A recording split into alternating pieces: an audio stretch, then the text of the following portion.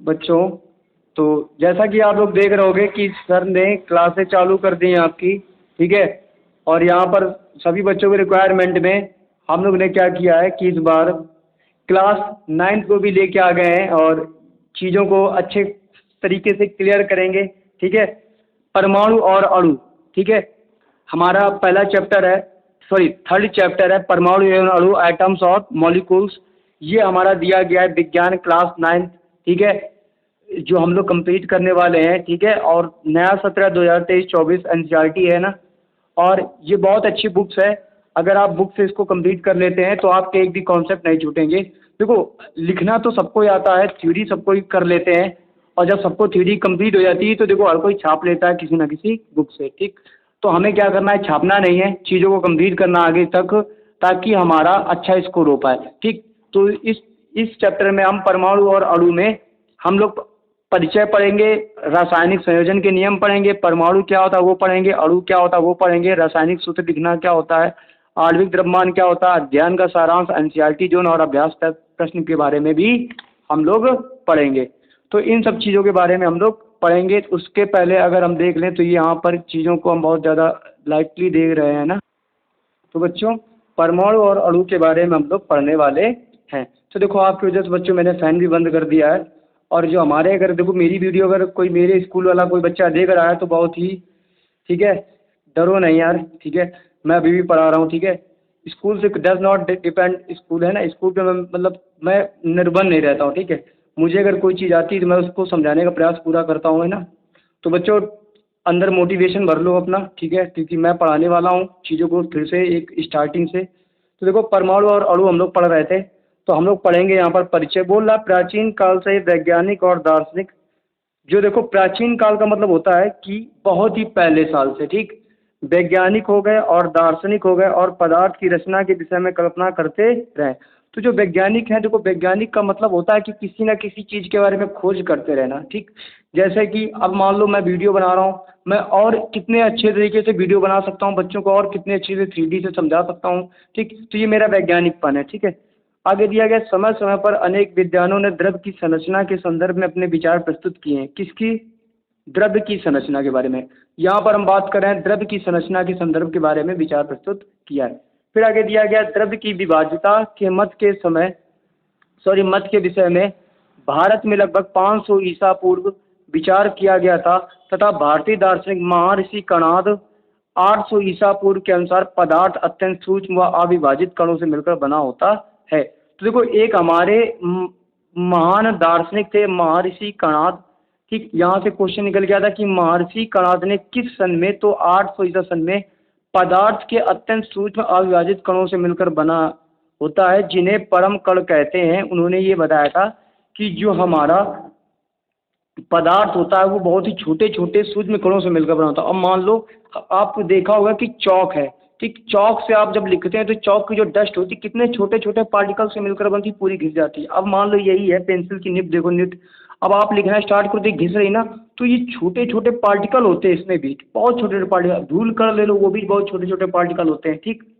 आगे दिया गया है जिन्हें हम परम कण कहते हैं, अर्थात यदि पदार्थ को विभाजित करते जाएं तो एक स्थिति ऐसी आ जाएगी कि पदार्थ से प्राप्त कणों को और विभाजित नहीं किया जा सकता है। देखो, पदार्थ के कोई भी कण हो, आप उसे कभी भी विभाजित नहीं कर सकते हो। विभाजित करने का मतलब होता है कि आप उसको किसी भी टुकड़े में नहीं बांट सकते हो, ठीक। अर्थात यह सूक्ष्मतम कण अविभाज्य रहेगा, इसे ही परम कण कहा गया है। एक अन्य दार्शनिक थे पकुधा कात्यायान ने इन कणों के विषय में विस्तृत रूप से समझाया कि ये कण समानता संयुक्त रूप में पाए जाते हैं तथा ये कण द्रव्य के भिन्न भिन्न रूपों का निर्माण करते हैं।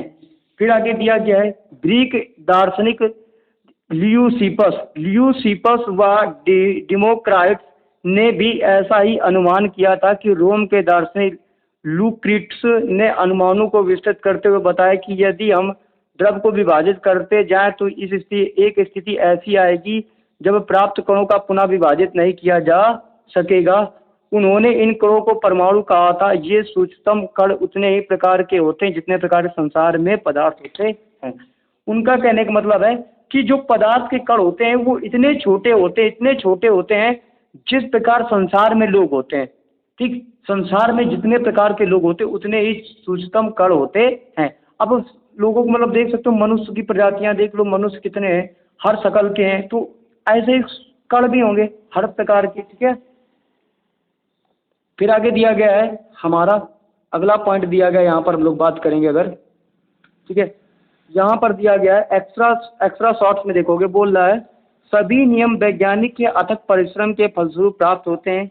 किसी प्रक्रिया के संदर्भ में जानकारी प्राप्त करने के लिए अनेक प्रयोग किए जाते हैं। वाकई में अगर हमें किसी चीज़ की जानकारी चाहिए तो हमको अनेक प्रयोग करना चाहिए। ठीक, बहुत ही ज़्यादा प्रयोग करने होंगे तभी हम सिद्ध हो पाएंगे, उस चीज़ को खोज कर सकते हैं। आगे दिया गया फिर उन पर हम आधारित कुछ विशेष परिणाम निकाले जाते हैं। इन परिणामों को परस्पर संबंध और कारण खोजने के लिए हम अनुमान लगाए जाते। देखो, अनुमान लगाने का मतलब बच्चों क्या होता है कि किसी चीज़ की जब आप खोज करोगे तो आप ये देखोगे क्या ये चीज़ संभव है कि असंभव है, तो ये भी चीज़ सोच सकते हो ना, जिनको परिकल्पना परिकल्पना कहते हैं। परिकल्पना का मतलब होता है किसी चीज़ का अनुमान लगा के खोजना, क्या ये चीज़ सही होगी गलत होगी। ठीक है, इस परिकल्पना द्वारा अन्य अन्य प्रयोग किए जाते हैं। यदि वह भी ठीक पाए जाते हैं तो यह परिकल्पना सिद्धांत बन जाती है। क्या बन जाती है? सिद्धांत बन जाती है। यदि सिद्धांत बिल्कुल सही है तो ये सारी घटनाओं की व्याख्या करने में सफल होते हैं और जिनका सत्यापन प्रयोगशाला में किया जा सकता है। ये क्या कहलाते हैं? ये रूल और नियम कहलाते हैं। इनको हम क्या कहते हैं? नियम और रूल कहते हैं। नियम और रूल का मतलब क्या होता है कि किसी भी सिद्धांत को एक अच्छे से मतलब पूरा करना सही अनुमान के साथ, एक ये नियम होता है। मान लो जिस तरह के रूल होते हैं, फार्मूले होते हैं, सूत्र होते हैं, सूत्र से अगर हम किसी भी सवाल को सॉल्व करते हैं तो वो एकदम एग्जैक्ट आंसर देता है, तो ये क्या है? उसका रूल है, नियम है। ठीक है, फिर आगे दिया गया है बाद में वैज्ञानिक ने बताया कि सूक्ष्म कण परमाणु है जिनके संयोग व प्रतिस्थापन से नए पदार्थ बनते हैं। पदार्थ की रचना के इस अनुमान को परमाणु सिद्धांत कहते हैं। मतलब कोई भी एक नया संयोग से कोई प्रतिस्थापन नया पदार्थ बनाए और इसी पदार्थ की रचना को अनुमान से परमाणु सिद्धांत कहते हैं। 18वीं शताब्दी तक अंत तक इन सूक्ष्म कणों के संबंध में कोई भी वैज्ञानिक स्पष्ट विचार नहीं दे सका। 18वीं सदी के अंत तक वैज्ञानिक ने तत्वों एवं वैज्ञानिकों के मध्य के अंतर को समझ लिया था। अब उन्होंने यह ज्ञात करने का प्रयास किया कि तत्व कैसे और क्यों संयोग करते हैं। जब तत्व परस्पर संयोग करते हैं तो क्या होता है? तो देखो, जब परस्पर तत्व संयोग करता होगा तो कुछ ना कुछ प्रक्रिया उसमें होती होगी। ठीक, अब आगे दिया गया वैज्ञानिक आत्वा एल लेवोसिए ने रासायनिक संयोजन के महत्वपूर्ण नियम को बताया जो कि रसायन विज्ञान के महत्वपूर्ण के आधार हैं। आगे दिया रासायनिक संयोजन के नियम क्या होते हैं, अगर आपको पढ़ना हो तो देख सकते हो चीज़ों को अच्छे से। ठीक है, तो बच्चों रासायनिक संयोजन के नियम अगला हमें पॉइंट पढ़ना है।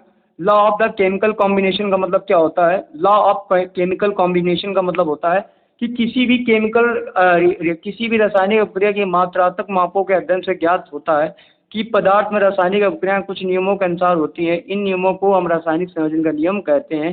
ठीक, जैसे पहला नियम दिया गया द्रव्यमान संरक्षण का नियम, law of conservation of mass. तो देखो, द्रव्यमान संरक्षण का जो कंजर्वेशन लॉ ऑफ, उसका मतलब क्या होता है कि अभी तो देखो हम लोग ये एक फैक्ट पढ़ रहे थे, इनमें से कोई भी चीज़ आपको लिखनी नहीं थी, बस आपको समझना था। बोल रहा है यहाँ से आप देखेंगे, ब्लैक हेडिंग पढ़ेंगे, किसी भौतिक परिवर्तन अथवा रासायनिक परिवर्तन में उत्पादों का कुल द्रव्यमान सहयोग करने वाले अभिकारकों को कुल द्रव्यमान के बराबर होता है। ठीक, ये हमारी डेफिनेशन हो गई पहले। फिर अगर इसको आप पढ़ना चाहो तो बोल रहे हो कि किसी भी रासायनिक अभिक्रिया में अभिकारक संयोग करके उत्पाद बनाते हैं जिन्हें अभिक्रिया के उत्पाद कहलाते हैं। द्रव्यमान संरक्षण का नियम किसी अभिक्रिया में भाग लेने वाले अभिकारकों उत्पादों के द्रव्यमानों के बारे में बताता है।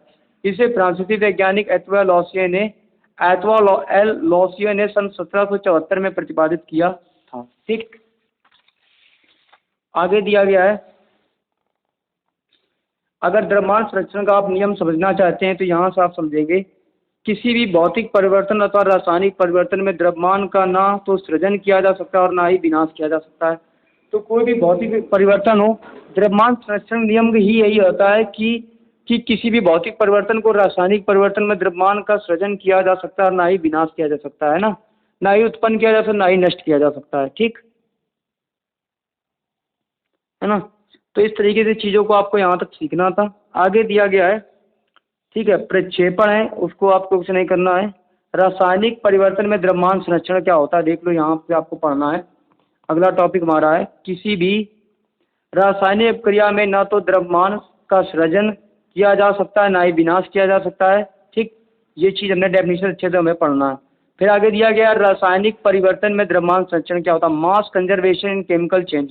तो मास कंजर्वेशन का मतलब होता है, mass conservation in chemical change का मतलब होता है, एथवा एल लेवेसे ने दर्शाया कि 100 ग्राम मर्क्यूरिक ऑक्साइड को एक बंद नली में लेकर गर्म किया जाए तो 92.6 ग्राम मरकरी तथा 7.4 ग्राम ऑक्सीजन प्राप्त होती है। बोल रहा है यदि हम 100 ग्राम मर्क्यूरिक ऑक्साइड को यदि हम क्या करें, एक बंद नली में गर्म करते हैं तो उसमें 92.6 ग्राम मरकरी तथा 7.4 ग्राम ऑक्सीजन प्राप्त होती है।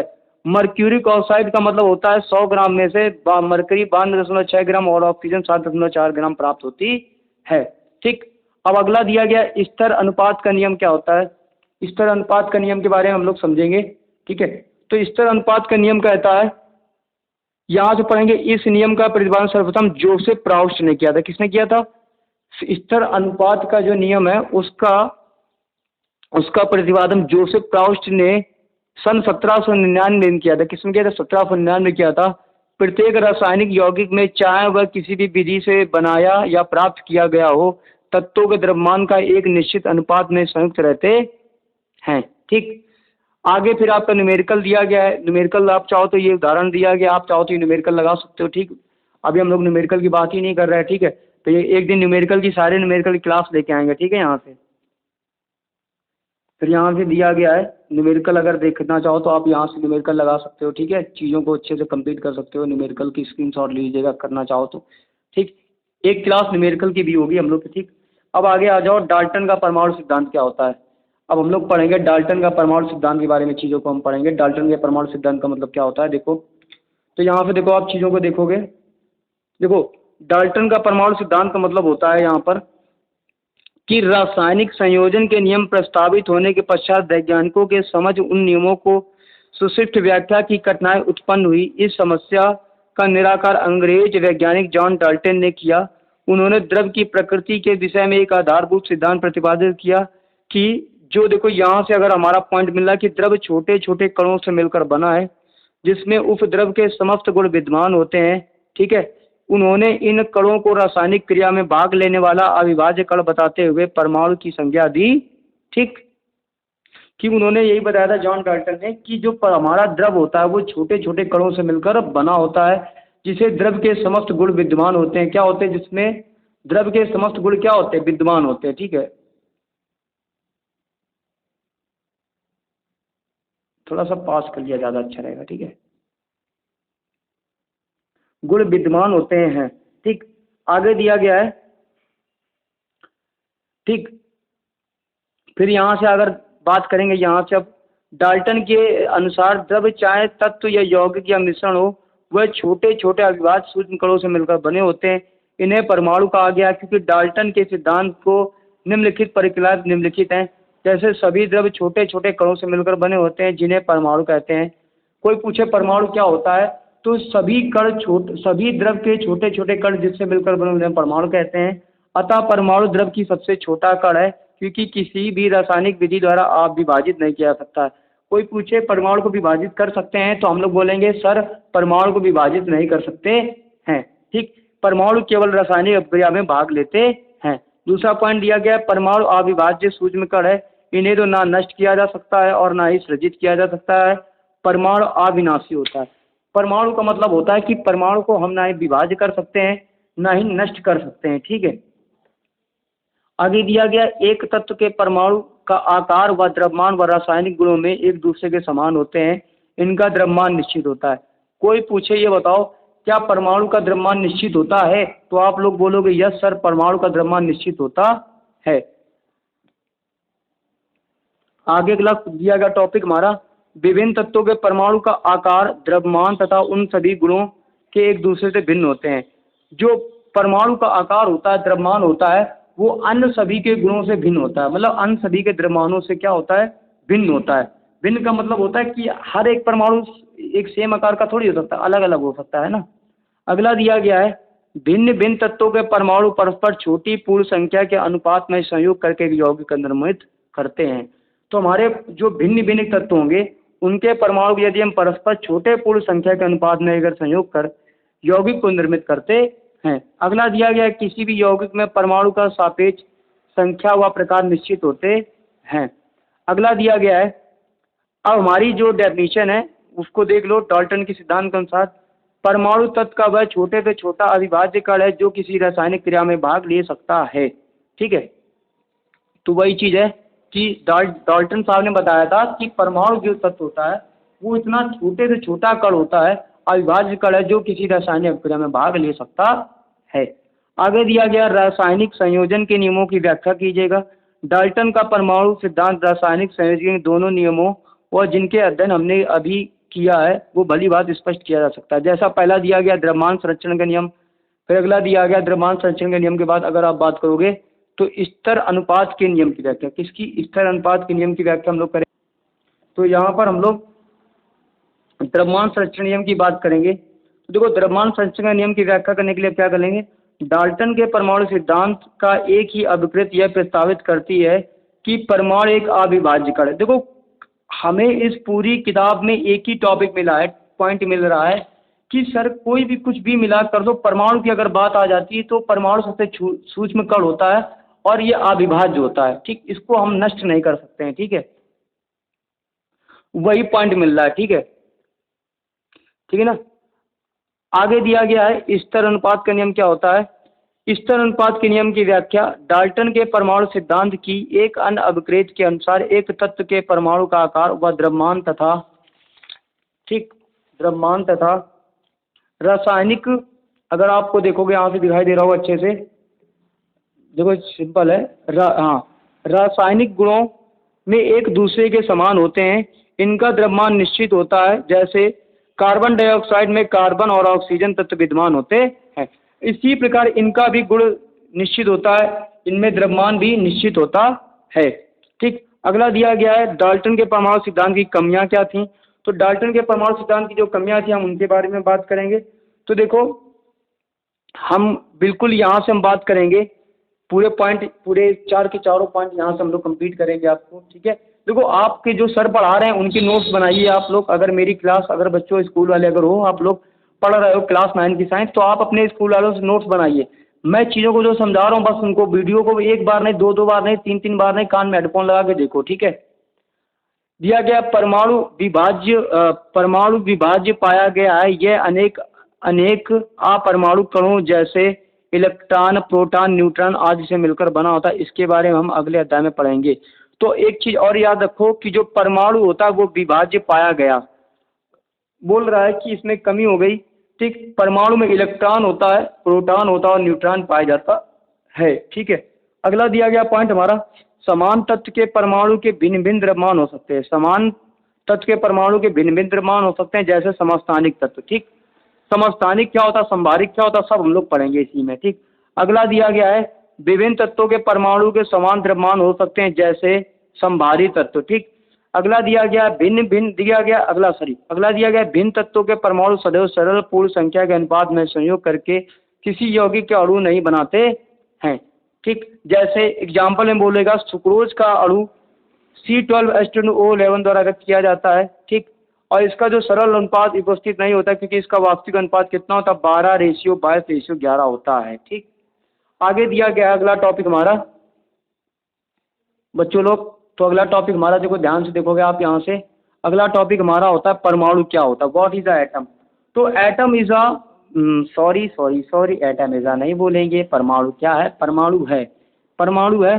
जैसे आप देखोगे किसी इमारत को बनते हुए देखा होगा आपने, इस इमारत के अंदर कमरे होते हैं, बरामदे होते हैं, ये सभी दीवारों के द्वारा निर्मित होते हैं तथा ये दीवार बनाने के लिए सबसे छोटी इकाई है। जैसे ईंटों को जोड़कर विशाल इमारत बन जाती है, इसी प्रकार बांबी देखा होगा, आंट हील भी मिट्टी या रेत के छोटे छोटे कणों द्वारा तैयार की जाती है। इस प्रकार द्रवों को बनाने में प्रयुक्त हुआ छोटे से छोटा कण जो विभाजित नहीं किया जा सकता, उसे द्रव के सभी गुण उपस्थित होते परमाणु कहलाता है। देखो वही चीज है, परमाणु क्या होता है, देखो परमाणु का मतलब होता है वह छोटे से छोटा कण, ठीक, जिसको विभाज्य नहीं कर सकते हैं, ठीक, जिसको विभाजित नहीं किया जाता वो परमाणु कहलाता है। ठीक, सभी द्रवों की रचना तो एकमात्र परमाणु में होती है। तो सभी ऑल जो लिक्विड होते हैं उनमें एक यूनिट होती है एटम की। परमाणु अत्यंत छोटे होते हैं। फिर अगला पॉइंट आ जाता है, परमाणु कैसे होते हैं, बहुत ही छोटे होते हैं, इन्हें मतलब आंखों के द्वारा नहीं देखा जा सकता है। ठीक है, ये किसी भी वस्तु जिसकी हम कल्पना या तुलना कर सकते हैं, ये सभी छोटे होते हैं। इसे समझने के लिए हम कल्पना कर सकते हैं कि जब लाखों परमाणु को एक के ऊपर एक चट्टे के रूप में रखा जाएगा, तब बड़ी कठिनाई से कागज की एक शीट जितनी मोटी परत बन जाएगी।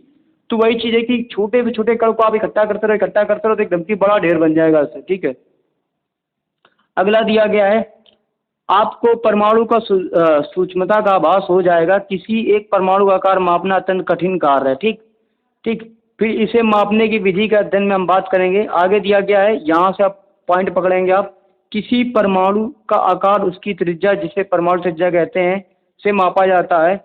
इसकी त्रिज्या समानता आप देख सकते हो इस तरीके से होगी कि 10 की पावर, आप अगर नहीं दिखाई दे रहा तो देख सकते हो, सॉरी, 10 की पावर -9 मीटर बराबर 1 नैनोमीटर होता है, और 1 मीटर बराबर होता है 10 नैनोमीटर होता है। फिर आगे दिया गया, सभी परमाणुओं में हाइड्रोजन के परमाणु का आकार सबसे कम होता है तथा हाइड्रोजन की परमाणु त्रिज्या 10⁻⁻10 मीटर होती है। तो हाइड्रोजन परमाणु जो त्रिज्या होती है वो 10⁻⁻10 मीटर होती है। फिर आगे दिया गया है, परमाणु त्रिज्याएं सबसे इम्पोर्टेंट जो आप है यहाँ पर हैशटैग लगा के आप लिख सकते हो कि जो हाइड्रोजन होता है उसकी परमाणु त्रिज्या 10⁻10 होती है।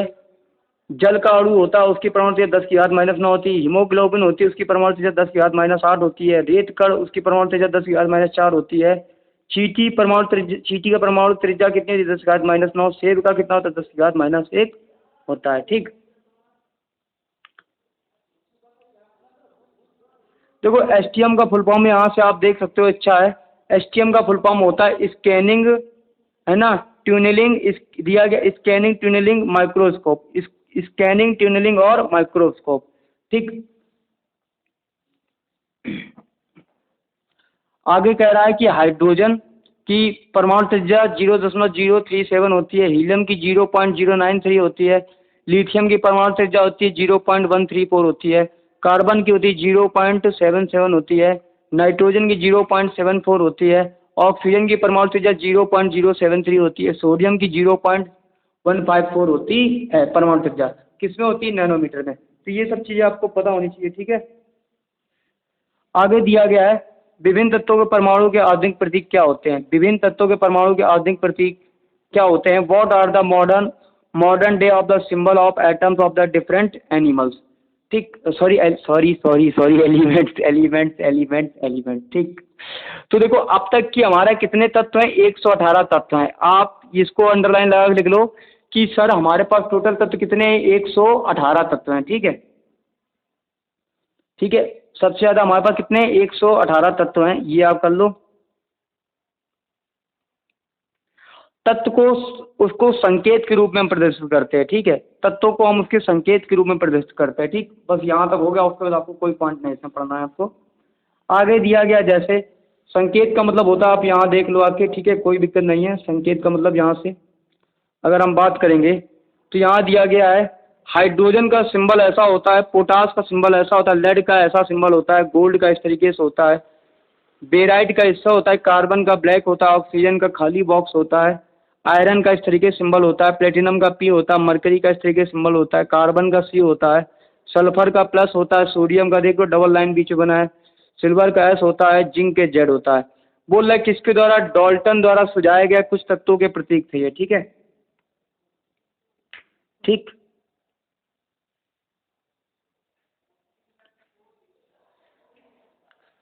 फिर आगे दिया गया इंपॉर्टेंट फैक्ट आपको पढ़ना है।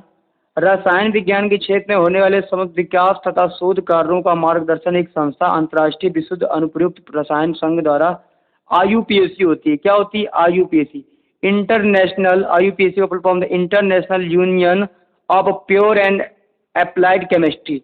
इंटरनेशनल यूनियन ऑफ प्योर देखो आपसे कोई भी टीचर आ जाता है नया तो पता आपका ज्ञान चेक करता है, कहेगा IUPAC नाम सुना है, कहेगा हाँ, आप बोलोगे हाँ सर, तो कहेगा IUPAC का फुल फॉर्म बताओ। तो बच्चे लोग आप लोग याद कर लो, इंटरनेशनल यूनियन ऑफ, देखो international union of pure and applied chemistry, pure and applied chemistry. देखो लास्ट पे सी है केमिस्ट्री, ए से अप्लाई, पी से प्योर, यू से यूनियन, आई से international. International, international union pure applied chemistry, international, international union pure applied chemistry. ठीक, आगे दिया गया है। अब हम लोग करेंगे, अगला टॉपिक हमारा होगा कुछ तत्वों के प्रतीक के बारे में। अब ये आपको कॉपी में लिखने हैं बच्चों, आपके देखो सर होंगे, उन्होंने ये आपको लिखवाए होंगे, ठीक, तो आपको भी लिखने हैं। उससे पहले मैं इसको आपको रिवीजन करवा देता हूँ। जैसे एल्युमिनियम का प्रतीक होता है Al, आर्गन का होता है Ar प्रतीक, ठीक, बेरियम का होता है Ba, बोरान का होता है B, ब्रोमीन का होता है Br, कैल्शियम का होता है Ca, कार्बन का होता है C, क्लोरीन का होता है Cl, कोबाल्ट का होता है Co, कॉपर का होता है Cu, कोबाल्ट का होता है CO, फ्लोरीन का होता है F। तो फिर से समझो, एल्युमिनियम का प्रतीक होता है Al, आर्गन का होता है Ar, बेरियम का होता है Ba, बोरान का होता है B, ब्रोमीन का होता है Br, कैल्शियम का होता है Ca, कार्बन का होता है C, क्लोरीन का होता है Cl, कोबाल्ट का होता है Co, कॉपर का होता है Cu, फ्लोरीन का होता है F। ठीक, फिर आगे आ जाओ। फिर हम लोग बात करेंगे यहाँ पर, गोल्ड का होता है Au, हाइड्रोजन का होता है H, आयोडीन का होता है I, आयरन का होता है Fe, सीसा का होता है Pb, मैग्नीशियम का होता है Mg, नियॉन का होता है Ne, नाइट्रोजन का होता है N, ऑक्सीजन का O होता है, पोटेशियम का K होता है, सिलिकॉन का Si होता है, चांदी का Ag होता है, सोडियम का Na होता है, सल्फर का S होता है, यूरेनियम का U होता है, जिंक का Zn होता है। ठीक है, तो इस तरीके से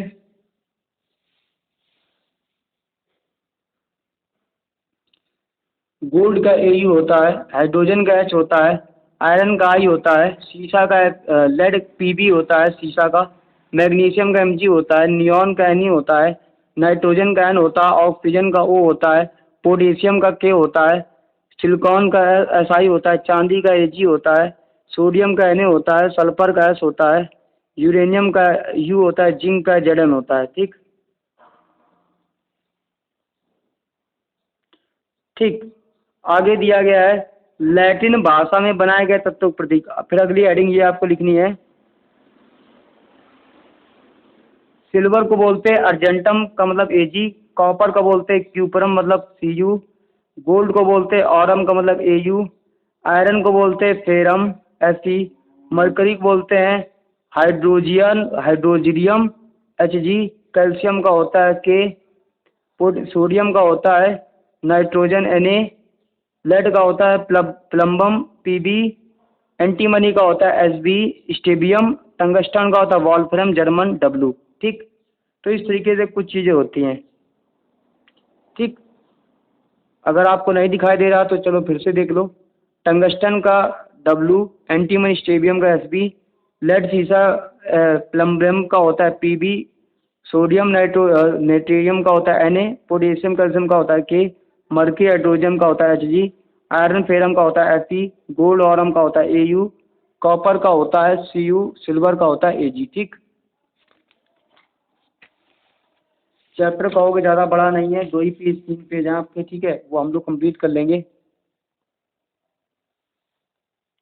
फिर आगे आना है आपको, परमाणु द्रव्यमान क्या होता है, एटॉमिक मास क्या होता है, इसको हम लोग पढ़ेंगे। एटॉमिक मास क्या होता है, परमाणु बहुत ही छोटा कण होता है, इसलिए इसका द्रव्यमान सीधा उसे तोल कर ज्ञात नहीं किया जा सकता है। ठीक, क्योंकि उसको बहुत छोटा होता है। जैसे हाइड्रोजन के परमाणु का द्रव्यमान 1.6 × 10⁻24 ग्राम होता है। ठीक, होता है ना। तो इस तरीके से आप चीज़ों को पढ़ सकते हो। फिर उसके बाद कुछ चीज़ें आगे दी गई है, फिर किसी भी चीज़ को आगे देख लो। यहाँ से अगला पॉइंट हमारा दिया गया है, अगला पॉइंट दिया गया है, सन 1961 में परमाणु द्रव्यमान को ज्ञात करने के लिए परमाणु द्रव्यमान इकाई कार्बन 12 समस्थानिक को मानक संदर्भ रूप में सार्वभौमिक रूप में स्वीकार किया गया, क्योंकि कार्बन 12 समस्थानिक के एक परमाणु द्रव्यमान के 1/, अगर बात करें यहाँ से 1/12वें भाग के मानक परमाणु इकाई के रूप में लेते हैं। ठीक है, परमाणु द्रव्यमान इकाई 1/12 कार्बन 12 का द्रव्यमान होता है। ठीक, तो इस तरीके से हम परमाणु द्रव्यमान इकाई भी कहते हैं इसी डेफिनेशन को, आप चाहो तो लिख सकते हो। ठीक, फिर आगे दिया गया है औसत परमाणु द्रव्यमान क्या होता है। तो अधिकांश तत्व विभिन्न परमाणु द्रव्यमान वाले ग्रुपों में पाए जाते हैं। इन तत्वों को उनके समस्थानिक कहलाते हैं। ठीक,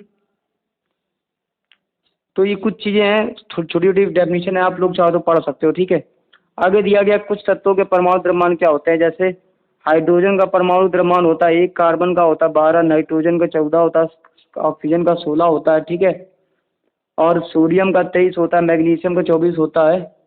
ठीक, और सल्फर का 32 होता है, क्लोरीन का 35.5 और कैल्शियम का 40 होता है। फिर से देख लो, हाइड्रोजन का 1 होता है, कार्बन का 12 होता है, नाइट्रोजन का 14 होता है, ऑक्सीजन का 16 होता है, सोडियम का 23 होता है, मैग्नीशियम का 24 होता है, सल्फर का 32 होता है, क्लोरीन का 35.5 होता है और कैल्शियम का 40 होता है। ठीक, आगे दिया गया है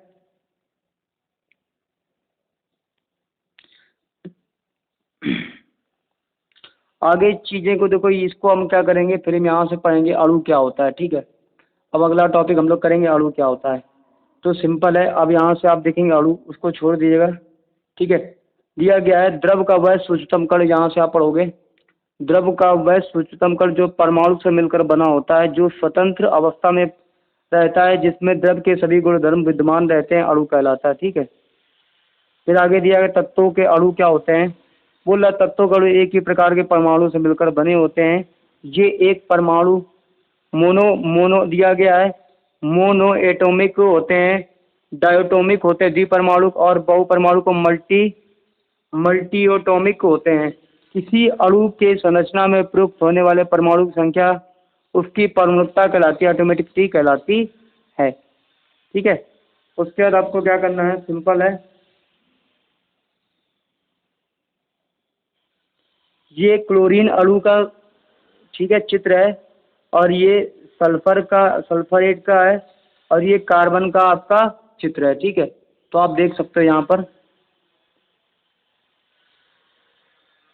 फिर आगे दिया गया है तत्वों के परमाणुकता क्या होती है। अगर आप लग सकते, अगला पॉइंट हमारा दिया गया है, बोल रहा है कि जो अधातु होते हैं तत्वों के प्रकार में, argon, helium, oxygen, hydrogen, nitrogen, chlorine, phosphorus, sulphur, ये सारी अधातु में आती हैं। ठीक, आर्गन एक परमाणु होती है, हीलियम एक परमाणु होती है, ऑक्सीजन द्विपरमाणु होती है, हाइड्रोजन द्विपरमाणु होती है, नाइट्रोजन द्विपरमाणु होती है, क्लोरीन द्विपरमाणु होती है, फास्फोरस चतुपरमाणु होती है, सल्फर बहुपरमाणु होती है। फिर धातु के बारे में बात करें तो सोडियम धातु है, आयरन, अल्मोनियम, कॉपर धातु है। तो कोई पूछे आपसे धातु कितने प्रकार की होती हैं, तो धातु इसमें से 4 प्रकार की होंगी तत्वों में से, सोडियम, आयरन, अल्मोनियम, कॉपर। ठीक, तो ये भी एक परमाणु होता है, परमाणु परमाणु परमाणु। ठीक,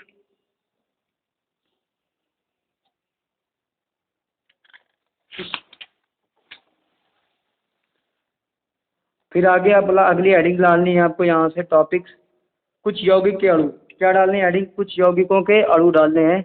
जैसे जल हाइड्रोजन और ऑक्सीजन संयोग से बनता है, अमोनिया गैस नाइट्रोजन और हाइड्रोजन के संयोग से बनती है, कार्बन डाइऑक्साइड कार्बन ऑक्सीजन से बनती है, कार्बन मोनोऑक्साइड कार्बन और ऑक्सीजन से बनती है।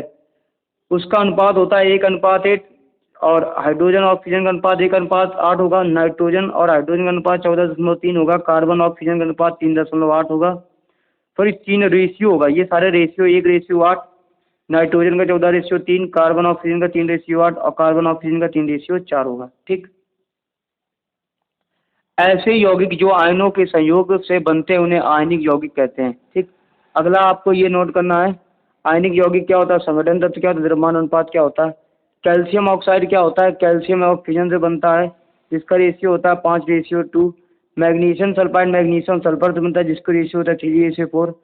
सोडियम क्लोराइड का क्या होता है, सोडियम और क्लोरीन 23 और 35.5 होता है। ठीक, फिर आगे दिया गया आयन क्या होते हैं। अगला हमारा टॉपिक दिया गया आयन क्या होते हैं, आयन को हम लोग कंप्लीट करेंगे।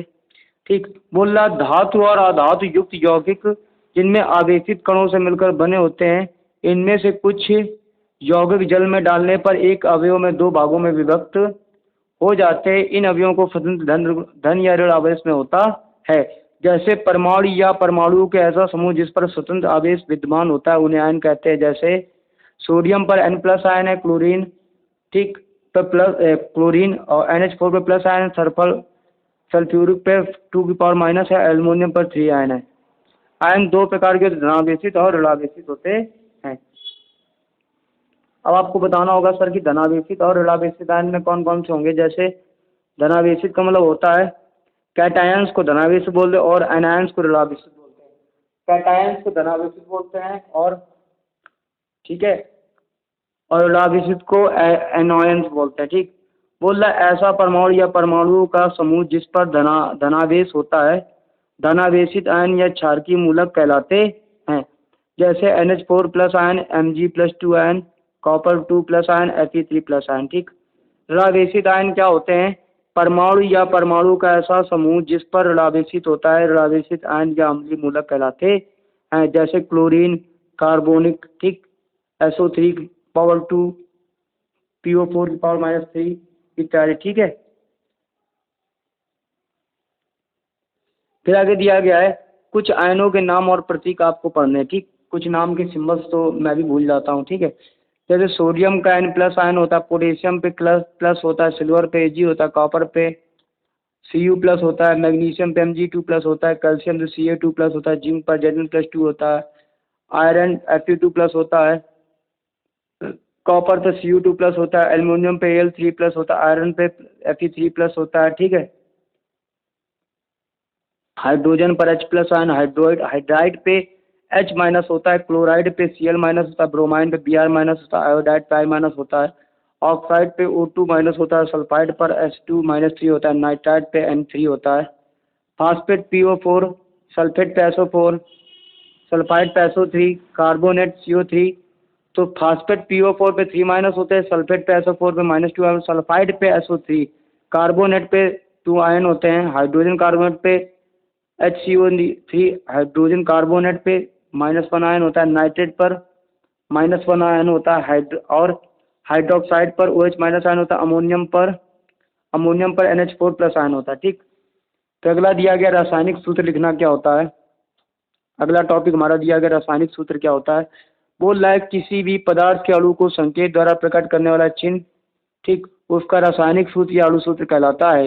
मतलब किसी भी सूत्र को यदि हम मान लो उसके चिन्ह द्वारा रासायनिक सूत्र प्रकट करते हैं तो अणु सूत्र कहलाता है, क्योंकि संकेतों के उस संगठन को जो किसी तत्व अथवा यौगिक के एक अणु को निरूपित करता है रासायनिक सूत्र कहते हैं।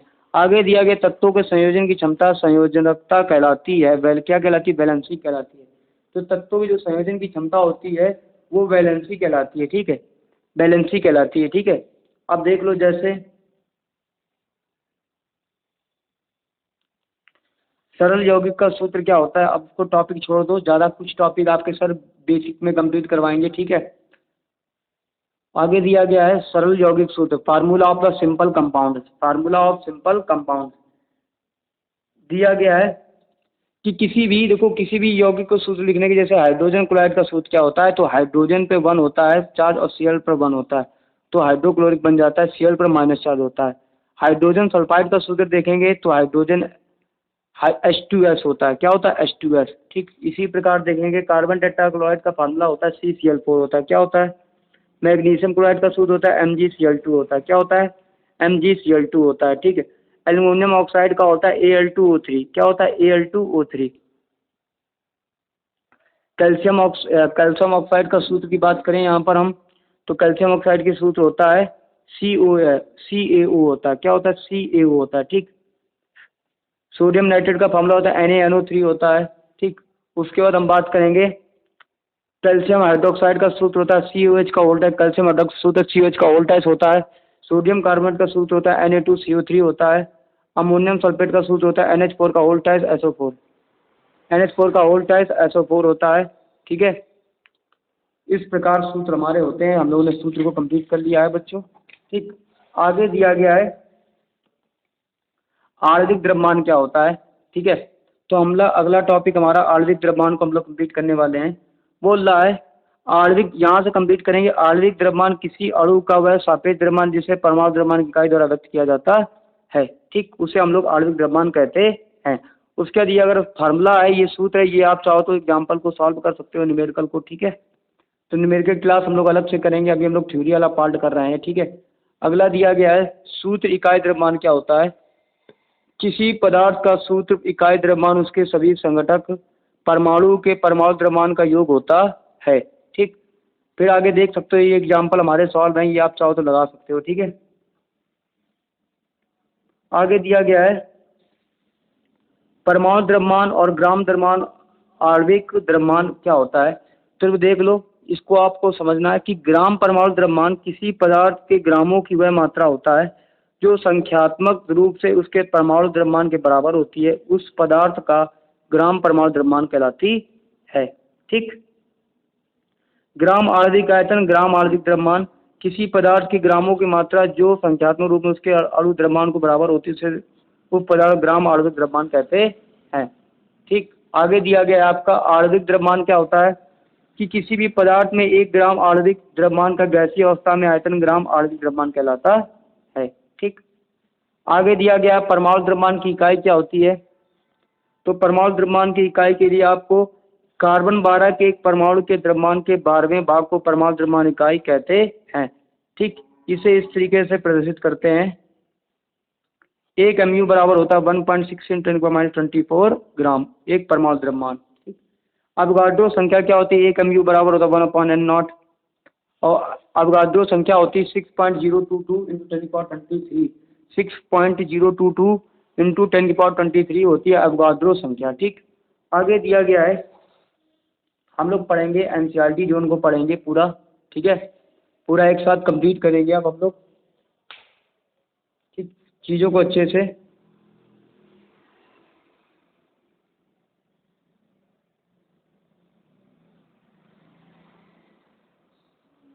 मैंने फ़ैन ऑन किया है, बहुत देर से पढ़ा रहा हूँ, 41 मिनट हो गया पढ़ाते पढ़ाते आपको चीज़ों को, तो ऐसा लग रहा है अंदर से डर हो गया, ठीक है, ठीक है। तो अब हम लोग क्या करेंगे, कुछ क्विक पॉइंट पढ़ेंगे यहाँ से हम लोग, ठीक। बोल रहा है किसी भी अभिक्रिया में अभिकारक तथा उत्पादों का द्रव्यमान समान होता है, जिसे द्रव्यमान संरक्षण नियम कहते हैं। किसी रासायनिक यौगिक में तत्व हमेशा द्रव्यमान के निश्चित अनुपात में विद्यमान होते हैं, उसे इस अनुपात का नियम कहते हैं। तत्व का सूक्ष्मतम कण परमाणु होता है जो स्वतंत्र रूप में प्रायः नहीं रह सकता है, उसे सभी रासायनिक गुणधर्म द्वारा प्रदर्शित किया जाता है। तत्व के पूरे नाम के स्थान पर प्रयुक्त होने वाले उस संक्षिप्त रूप को संकेत कहते हैं, जिसे तत्व का परमाणु का बोध होता है। किसी तत्व का सूक्ष्मतम कण अणु होता है जो स्वतंत्र अवस्था में रह सकता है। तो अगला पॉइंट है, किसी यौगिक का रासायनिक सूत्र उसके सभी संघटक तत्वों का संयोग करने वाली सभी तत्व परमाणु संख्या को दर्शाता है। परमाणु व परमाणु का ऐसा समूह जो आवेशित होता है आयन कहलाता है। आणविक यौगिक का रासायनिक सूत्र प्रत्येक तत्वों के संयोजकता द्वारा निर्धारित होता है। तत्वों के संयोजन करने की क्षमता संयोजकता कहलाती है। आयनिक यौगिकों में प्रत्येक आयन के ऊपर आवेशों की संख्या द्वारा यौगिकों को रासायनिक सूत्र कहते हैं। कार्बन 12 परमाणु द्रव्यमान के 12वें भाग को परमाणु द्रव्यमान की इकाई होती है।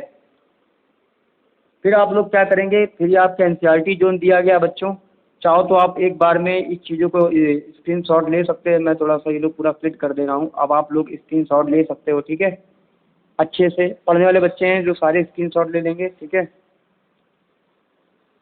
अभ्यास प्रश्न भी स्क्रीनशॉट ले लीजिएगा आप, ठीक है। देख सकते हैं पूरा, आप ले सकते हैं, पूरा स्क्रीनशॉट ले लीजिएगा। यौगिकों के सूत्र लिखने हैं, ये भी आपको स्क्रीनशॉट लेना है। फिर ये दिया गया है, ये इसकी अगला स्क्रीनशॉट लीजिएगा, ठीक है। पूरा स्क्रीनशॉट ले लीजिएगा आप, ठीक। आगे फिर ये आप ले लीजिएगा स्क्रीनशॉट, ठीक। फिर आगे ये स्क्रीनशॉट ले लीजिएगा आप, फार्मूले वगैरह दिए गए हैं, ठीक है। आगे ये ले लीजिएगा। फिर बहुविकल्पी प्रश्न है, आप इनके स्क्रीनशॉट ले सकते हो, ठीक है। फिर यहाँ से आप इन चीज़ों को कंप्लीट कर सकते हो, मैंने सारा दे दिया है। बुझा हुआ चूना कैल्शियम कार्बोनेट होता है CuCl3, 8वें का कैल्शियम हाइड्रोक्साइड होता है COH का होता है, ठीक। तो ये आप क्या कर सकते हो, यहाँ से स्क्रीनशॉट ले लीजिएगा, ठीक है। और हम लोग अगले दिन क्या करेंगे, परमाणु की संरचना चैप्टर कंप्लीट करेंगे। और हमारी वीडियो कंप्लीट हो गई है। तो दोस्तों, अगर बच्चों आपको ये वीडियो समझ में आई है या मेरी पढ़ाई चीज़ें काफ़ी अच्छी लगी हो तो लाइक शेयर कमेंट जरूर करिएगा, और चैनल पे नए हो तो सब्सक्राइब करके जाइए। और डरो नहीं बच्चों, मैं आपको समझाता रहूँगा चीज़ों। देखो स्कूल में टीचर समझाता कम लिखवाता जाता है, तो मेरी वीडियो में आप समझोगे ज़्यादा, ठीक है, लिखोगे कम। लिखना तो है ही नहीं है, आप लिखाइए कंटेंट, बस समझते जाओ, ठीक है। बाय बच्चों। अगर जो मेरे स्कूल के बच्चे हैं वो कृपया करके जो वीडियो देख रहे हो, ठीक है, वो अपना अपना नाम जरूर लिखें। मेरा नाम तो मनीष कुमार है, आप लोग सब जानते हो। तो आप लोग अपनी कक्षा और क्लास और अपना नाम लिख के जरूर भेजिए। मैं देखूंगा कि कौन कौन बच्चे मेरी वीडियो अभी भी देखते हैं, ठीक है।